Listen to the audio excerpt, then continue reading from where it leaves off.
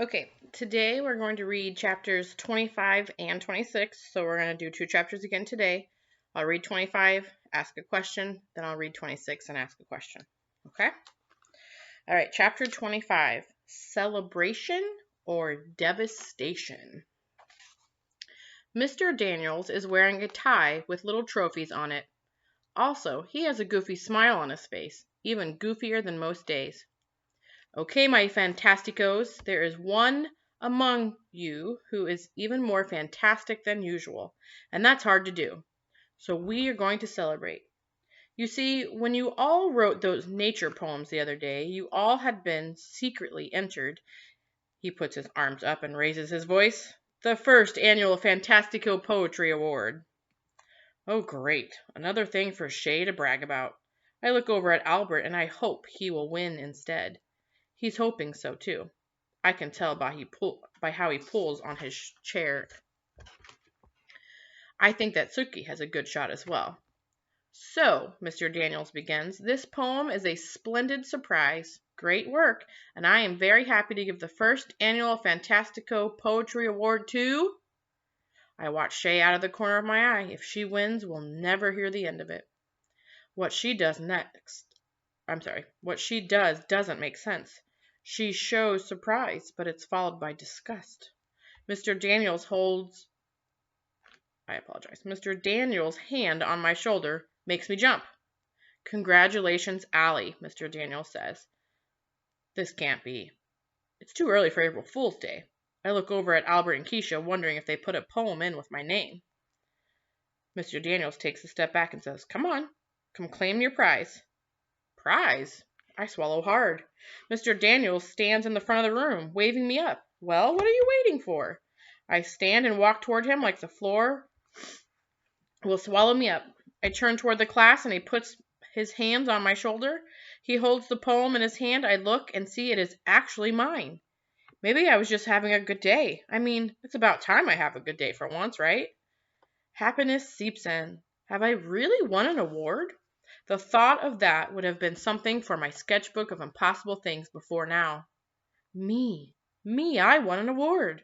So Allie is our first poetry winner for her piece entitled Rain, Rain. He turns to me. Do you want to read it or shall I?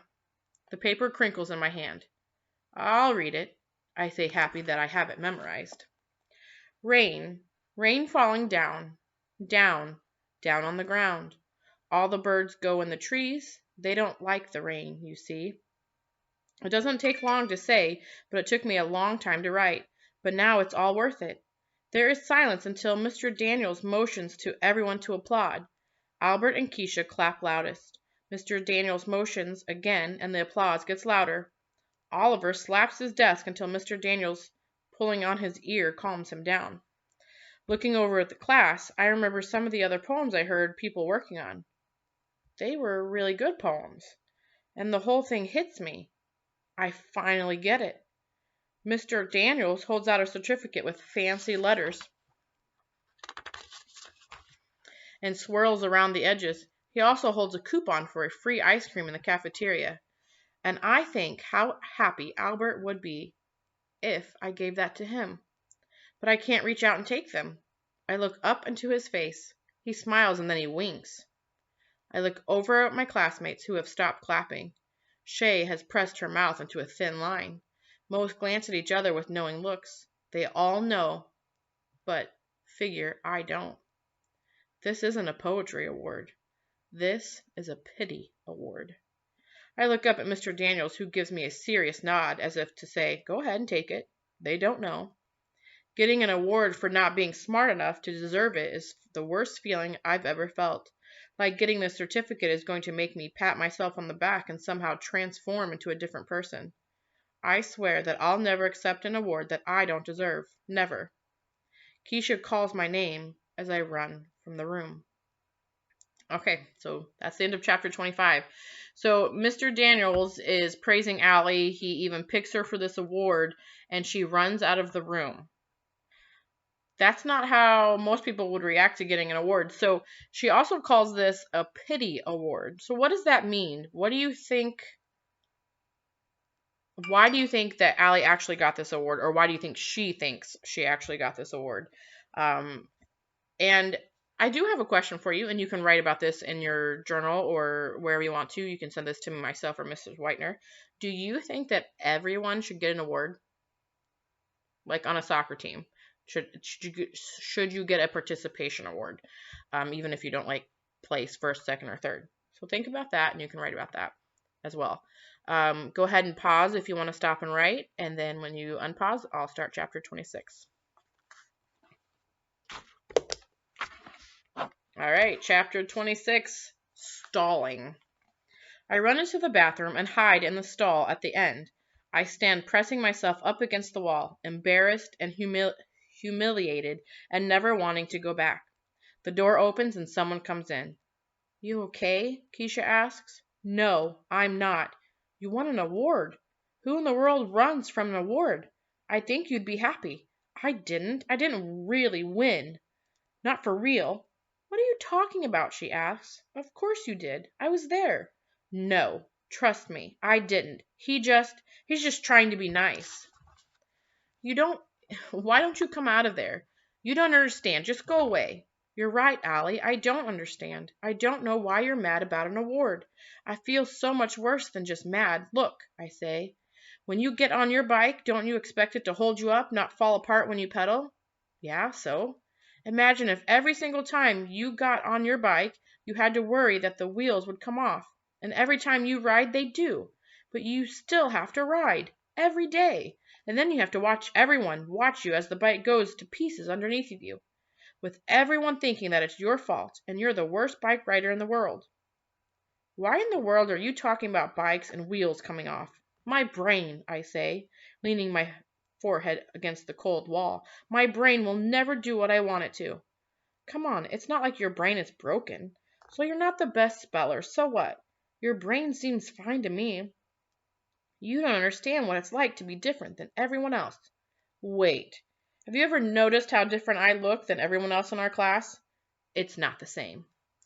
Look, you're my friend, the best friend I have here.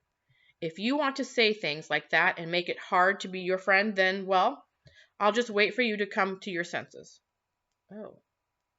You're talking like a fool, saying I don't understand what it's like to be different.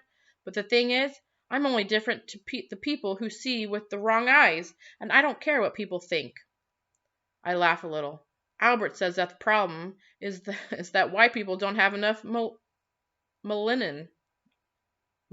Enough melanin. He says that that's the thing that makes human skin darker. Well, that boy is bonkers, but he is a smart one. She sounds happy. Now come on out. I lean against the wall for a minute more, because it's easier to say my next thing without seeing anyone. It comes from a place so deep inside, it's like coming out of the ground. I just want to fit in for once. I mean, I really do.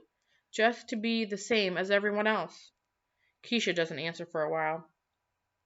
Look, you don't fit in. I don't fit in. Albert doesn't fit in either. Who says who fits in anyway? People like Shay? That girl's just mean. Who cares what she thinks? The stall door is still closed, but I smile as I imagine Keisha's expression. I'm really lucky to have her as a friend. Come on, Allie. Who wants to fit in with people like Shay and her worse than awful friends? Thankfully, we'll never fit in with them. Keisha laughs again. And one thing's for sure. We're not going to fit in, but we're going to stand out. All three of us. You wait and see. You're going to be a famous artist, and Albert's going to come cure cancer or invent talking fish or something. Talking fish? Why would they say? Or what would they say? Please don't fry me. I push open the door, and her face is just like I imagined. They were both smiling. And you're going to have a big baking business, right? Maybe in my spare time. I'm also going to rule the world. I laughed, then swallowed hard. Thanks for being my friend, Keisha. Don't go thanking me for that. Thank me for this. I'm going to go tell Shay she has a spot on the back of her fancy riding jacket, so we can watch her try to look. Then we can eat the ice cream that you won. All right, so that's the end of chapter 7. So in this chapter, a couple things happen. Keisha and Allie are friends, but it seems like they're becoming closer friends. Keisha really is worried about Allie and kind of goes after her just to make sure she's okay. And there's one thing that Keisha says that I want you to think about. She says, "One thing's for sure, we won't fit in, but we're going to stand out." What's the difference between fitting in and standing out? If you have any ideas, go ahead and write that, and you can send that to Miss Whitener or myself. And then another question I have is, how can people stand out in real life? So this is just a book. It's a fictional book. So in real life, how can people stand out? What do you think that means by standing out? So go ahead and write that as well and send that to Miss Whitener or myself, and I'll see you guys later. Bye.